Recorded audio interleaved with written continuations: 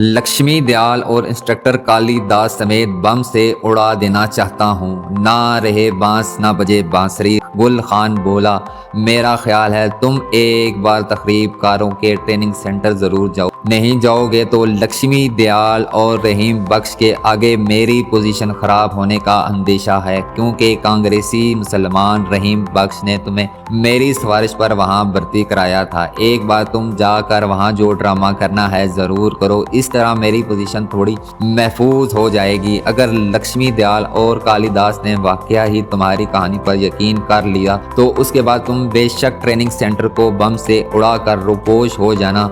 यही तो मैं भी चाहता हूँ। मैंने गुल खान की बात की ताहीद करते हुए कहा। गुल खान ने इस सिलसिले में प्रोफेसर जमशेद से मशवरा मांगा तो वो आंखों पर ऐनक जमाते हुए कहने लगा, ठीक है, ये ड्रामा करना मेरे ख्याल में ज़रूरी हो गया है। गुल खान ने मुझे कहा, तो फिर तुम्हें देर नहीं करनी चाहिए, तुम अभी वहां चले जाओ। दोपहर के बाद लक्ष्मी दयाल तुम्हें ट्रेनिंग सेंटर में शायद ना मिले, मगर अपना हुलिया ज़रा ख़राब करके जाना।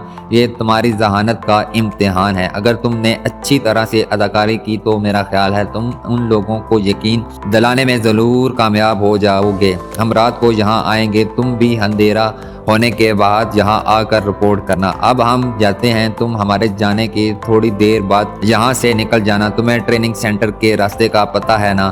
बिल्कुल पता है, मैंने जवाब दिया। उसके बाद गुल खान और प्रोफेसर जमशेद चले गए। मैंने सबसे पहले तो धमाका खेज महलोल वाली शीशी जेब से निकाल कर अपने पलंग के नीचे छुपाई। फिर आईने में अपनी शक्ल देखी। लंबे सफर की वजह से मेरे चेहरे पर थकान के आसार मौजूद थे। मैंने बालों को थोड़ा और परेशान किया, कपड़े वही रहने दिए, मकान को ताला लगाया, चौक से मोटर रक्षा और तकरीब कारी की ट्रेनिंग सेंटर की तरफ चल पड़ा। काफी फासला था। पौने घंटे बाद पुराने किले के खंडर वाले ट्रेनिंग सेंटर के बाहर पहुंचा। बाहर वही राष्ट्रीय सेविंग सिंह का बोर्ड लगा था। मैं सीधा लक्ष्मी दयाल के कमरे में चला गया। वो मुझे हैरान होकर देखने लगा। मुरली प्रसाद, तुम इतनी जल्दी कैसे वापस आ गए? जैक कहाँ है? आपको मालूम ही होगा, जैक इस हिंदू का दूसरा नाम था जिसकी रहनुमाई में हमें नंदलाल के पास बॉर्डर पर पहुंचना था। जैक को वापस आ जाना था और मुझे दूसरे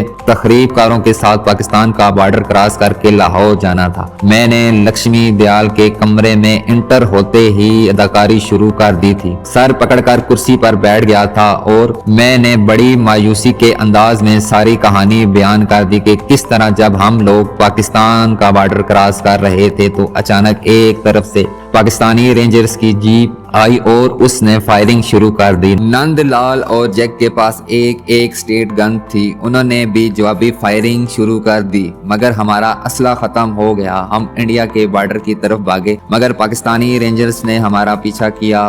वो हम पर बराबर गने फायर कर रहे थे। मेरे देखते देखते नंदलाल, जैक और बाकी साथियों को गोलियां लगी और वो गिर कर लड़पते लगे। पाकिस्तानी रेंजर्स मेरी तरफ भागते फायरिंग करते दौड़े। मैंने एक खाई में छलांग लगाई और अंधाधुंध भागने लगा। मुझे नहीं पता मैं कैसे जान बचाने में कामयाब हुआ, वरना मेरा बचना नामुमकिन था। खाई से निकलकर जम्मू की तरफ मुंह करके दौड़ता चला गया। इंडिया के बॉर्डर में दाखिल हुआ तो जान में जान आई। मैंने गहरी आ भर कर कहा, मुझे अपने साथियों की मौत का बड़ा दुख है। काश मैं भी उनके साथ मर जाता। और यकीन करें, मैं थोड़ी सी कोशिश के बाद आंखों से आंसू जारी करने में कामयाब हो गया। इस दौरान वहाँ इंस्ट्रक्टर कालिदास भी आ गया था। दोनों मेरी मन घड़त कहानी बड़ी गौर से सुन रहे थे। मैं साथ साथ उनके चेहरों का भी जायजा लेता जाता था। उनके चेहरों पर किसी किस्म का तासर नहीं था, बिल्कुल स्पॉट चेहरे हो गए थे। कभी मुझे महसूस होता कि उन्हें मेरी कहानी पर पूरा यकीन हो गया है। किसी वक्त लगता कि वो मेरी कहानी को महज एक ड्रामा समझ रहे हैं। मैंने हाथ बांधकर अदाकारी करते हुए कहा, सर, मैं आपका दोषी हूँ। मेरा कसूर यह है कि मैं अपने साथियों के साथ नहीं मरा। मेरे प्यारे साथी स्वर्गवास हो गए और मैं जिंदा वहाँ से भाग आया, मगर मेरे पास कोई असला नहीं था। मैं पाकिस्तानी रेंजर्स की फायरिंग का मुकाबला नहीं कर सकता था। मैं आपके सामने पेश हो गया हूँ اب آپ کی مرضی، مجھے جو چاہے سزا دیں، مجھے کوئی اعتراض نہیں ہوگا۔ اگر آپ مجھے شوٹ کرنا چاہتے ہیں تو بے شک شوٹ کر دیں، میں اپنے پیارے ساتھیوں کی موت کے بعد خود بھی زندہ رہنا نہیں چاہتا۔ اور میں یہ بات ختم کرنے کے بعد ہاتھوں پہ چہرہ چھپا کر پھوٹ پھوٹ کر رونے لگا۔ اس وقت مجھے اپنی پیاری بہن یاد آ گئی تھی، جس کو 1947 میں ایک سکھ نے تلوار مار کر شہید کر دیا تھا۔ میری آنکھوں صرف اپنی بہن کو یاد کر کے آنسو جاری تھے۔ لکشمی دیال کو کرسی چھوڑ کر میرے قریب آ کر ساتھ والی کرسی پر بیٹھ گیا اور میرے کاندھے کو تھپتاتے ہوئے بولا، مرلی پرساد، جو ہونا تھا ہو گیا، اب رونے سے تو وہ لوگ واپس نہیں آ جائیں گے۔ اس قسم کے واقعات تو ہمارے ساتھ ہوتے ہی رہتے ہیں، اب تم اگلے مشن کی تیاری کرو۔ میں نے رومال سے آنکھیں پوچھتے ہوئے کہا، سر میں بالکل تیار ہوں، مجھے حکم دیا جائے کہ اگلا مشن کب روانہ ہوگا۔ میں سب سے پہلے پاکستان کا بارڈر کراس کروں گا۔ اس پر تخریب کاروں کا متسب ہندو انسٹرکٹر کالی داس بولا، ابھی تم اوپر والے کمرے میں جا کر نہا دھو کر آرام کرو، رات کو تمہیں اگلے مشن کے بارے میں تفصیل سے بتایا جائے گا۔ آج بھی جب میں اس وقت کو یاد کرتا ہوں تو مجھے اپنے آپ پر تعجب ہوتا ہے کہ میں اتنا اعلیٰ تربیت یافتہ کمانڈو اور چہرہ شناس ہونے کے باوجود ان لوگوں کے دل کا حال ان کے چہروں پہ نہ پڑھ سکا۔ میں قلعے کی دوسری منزل پر ایک کمرے میں آ گیا، یہاں پانی کے نل کے نیچے نہانے کے بعد بالٹی ڈھونگا پڑا تھا۔ میں نہا کر تازہ دم ہو گیا، اتنے میں انسٹرکٹر کالی داس اوپر میرے پاس آ گیا۔ اس نے مجھے جیب سے سگریٹ نکال کر دیا، کہنے لگا، 2 سال پہلے بھی اسی طرح پاکستانی رینجرز کے ساتھ جھڑپ میں ہماری پارٹی کے 7 آدمی مارے گئے تھے۔ یہ تو ہوتا ہی رہتا ہے، کبھی پوری کی پوری پارٹی بارڈر کراس کر جاتی ہے اور کبھی بارڈر کراس کرانے والے تجربہ کار گائیڈ کے ہوتے ہوئے بھی اچانک بارڈر فورس میں مد بھیڑ ہو جاتی ہے اور ہمارے آدمی کچھ مارے جاتے ہیں، کچھ بھاگ کر واپس آ جاتے ہیں۔ میں نے کالی داس کو اپنی پارٹی کی پاکستانی رینجرز کے ساتھ جھڑپ کی جھوٹی کہانی بڑی تفصیل کے ساتھ سنائی۔ وہ بڑے غور سے سنتا رہا، پھر بولا، بالکل ایسا ہی ہوتا ہے بھیا، تم تو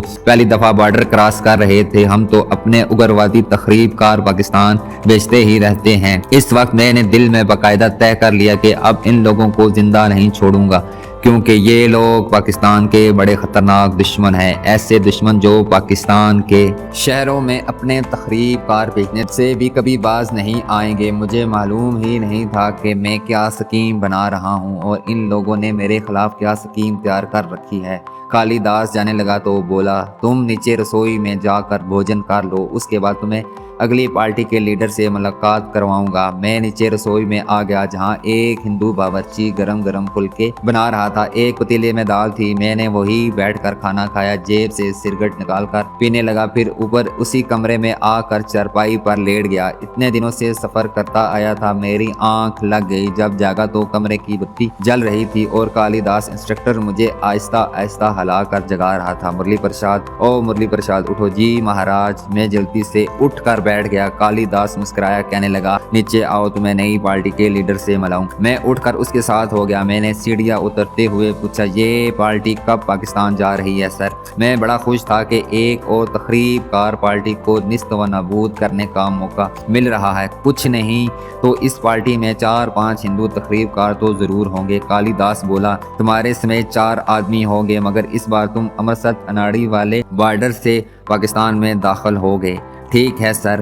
وہ مجھے تخریب کاری کے ٹریننگ سینٹر کے چیف لکشمی دیال کے کمرے میں لے آیا۔ وہ چائے پی رہا تھا، اس نے مجھے چائے بنا کر دی اور بڑے رازدانہ انداز میں کہنے لگا، تمہارے ساتھ 3 اور آدمی ہوں گے، یہ بڑے پرانے سمگلر ہیں اور بارڈر کراس کرتے رہتے ہیں۔ اس بار یہ پاکستان میں ہمارے لیے بموں کے دھماکے کرنے جا رہے ہیں، ہم انہیں بھاری رقم ادا کر رہے ہیں۔ ویسے بھی چونکہ وہ ہماری طرح ہندو ہیں اور اسی لیے پاکستان کے خلاف تخریب کاری پر بڑی آسانی سے تیار ہو گئے ہیں، اس کے باوجود ہم انہیں معاوضہ بھی دیں گے۔ تم اس پارٹی کے لیڈر ہو گئے۔ میں دل میں بے حد خوش ہوا کہ یہ لوگ مجھ پر کس قدر اعتماد کر رہے ہیں۔ میری اداکاری واقعہ ہی کام کر گئی تھی۔ میں نے کہا، سر آپ کا دھنیہ واد، میں یقین دلاتا ہوں کہ اس بار میں پاکستان جا کر وہ تباہی مچاؤں گا کہ وہاں کے لوگ مدتوں یاد کریں گے۔ لکشمی دیال نے کالی داس کی طرف مسکرا کر دیکھا، کالی داس، ہمیں ایسے جوان چاہیے جو شیوا جی برسٹیا کا رول ادا کر سکیں۔ وہ میری طرف متوجہ ہو کر بولا، تینوں آدمی رات کو یہاں پہنچ جائیں گے۔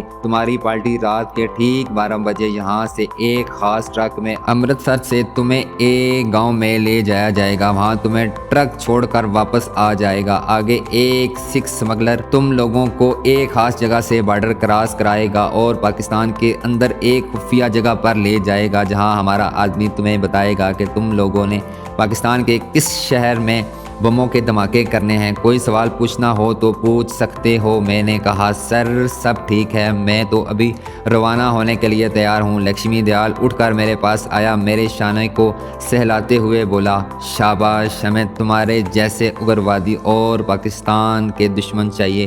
ابھی تم جا کر آرام کرو، جب وہ آدمی آئیں گے تو تمہیں بلا لیا جائے گا۔ میں نمسکار کر کے اوپر کمرے میں آ گیا، یہ سوچ کر خوش ہو رہا تھا کہ مجھے ایک بار پھر پاکستان کے دشمنوں کو موت کے گھاٹ اتارنے کا موقع مل رہا ہے۔ افسوس اس بات کا تھا کہ میرے پاس دھماکہ خیز محلول کی شیشی نہیں تھی۔ اس دفعہ مجھے ان لوگوں کو دوسری طرح سے ہلاک کرنا تھا۔ میرے لیے یہ کوئی مشکل بات نہیں تھی۔ یہ تجربہ کار کمانڈو کے پاس اپنے دشمن کو ہلاک کرنے کے واسطے کئی طریقے ہوتے ہیں۔ میں سگریٹ پیتا اور سوچتا رہا کہ اس بار ان تخریب کاروں کو کس طرح ہلاک کروں گا۔ اتنے میں انسٹرکٹر کالی داس بھی آ گیا۔ وہ مجھ سے ہمارے نئے مشن اور نئی پارٹی کے آدمیوں کے بارے میں باتیں کرنے لگا۔ اس نے مجھے خاص طور پر کہا، مرلی پرساد، تمہارے ساتھ جو آدمی جا رہے ہیں یہ لوگ پیشہ ور اسمگلر ہیں، تمہیں ان پر نگاہ رکھنی ہوگی۔ پاکستان پہنچ کر ان لوگوں کو اکیلا نہیں چھوڑنا، اپنی نگرانی میں ان سے بم لگوانا۔ میں نے بڑی شان سے کہا، سر آپ فکر ہی نہ کریں، میں ان کی پوری نگرانی کروں گا اور ان پر کڑی نگاہ رکھوں گا، ہر ایک سے اس کی ڈیوٹی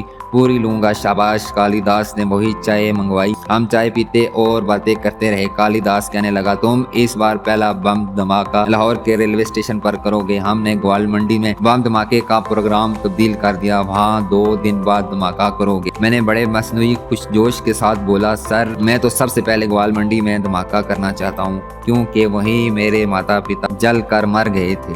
کالی داس نے میری بات ٹوک کر کہا، مر گئے تھے نہ کہو، سورگ باش ہو گئے تھے کہا کرو۔ فوراً مجھے اپنی غلطی کا احساس ہو گیا۔ اصل میں مسلمان تھا، اگرچہ میں نے ہندو کا روپ دھار کر رکھا تھا، مگر میں بولتے وقت ان لوگوں کے خاص موقع پر بولے جانے والے الفاظ بھول جاتا تھا۔ میں نے جلدی سے کہا، سورگ باش ہو گئے تھے۔ اسی طرح اپنے نئے مشن پر گفتگو کرتے رات کے 11:30 بج گئے۔ نیچے سے ایک آدمی نے آ کر اطلاع دی کہ باہر سے تینوں مہمان آ گئے ہیں۔ کالی داس بولا، جلدی سے نیچے آ جاؤ، کوئی خاص چیز ساتھ لے جانی ہے تو وہ بھی لے لو، تمہیں یہیں سے امرتسر اناڑی بارڈر کی طرف روانہ ہونا ہے۔ نیچے لکشمی دیال کے کمرے میں 3 دیہاتی قسم کے آدمی بیٹھے تھے۔ میں نے انہیں پرنام کیا۔ لکشمی دیال نے ان کا تعارف کرواتے ہوئے کہا، مرلی پرساد، یہ تمہاری پارٹی کے آدمی ہیں۔ پھر اس نے ان سب کی باری باری نام بتائے۔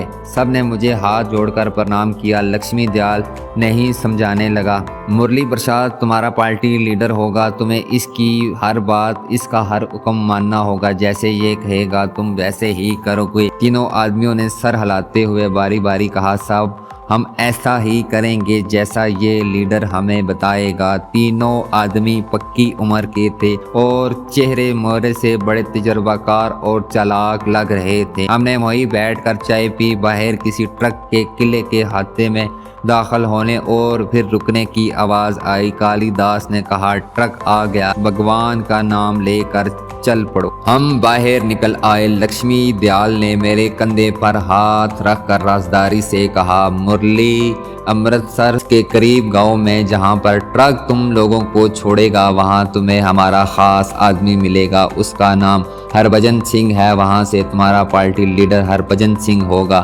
وہی تمہیں بارڈر کراس کرائے گا۔ ذرا ہوشیار رہنا، مجھے تم پر بھروسہ ہے۔ میں نے کہا، سر میری طرف سے نشچنت رہیں، یہ مشن بھگوان کی کرپا سے ہمارا سب سے کامیاب مشن ہوگا۔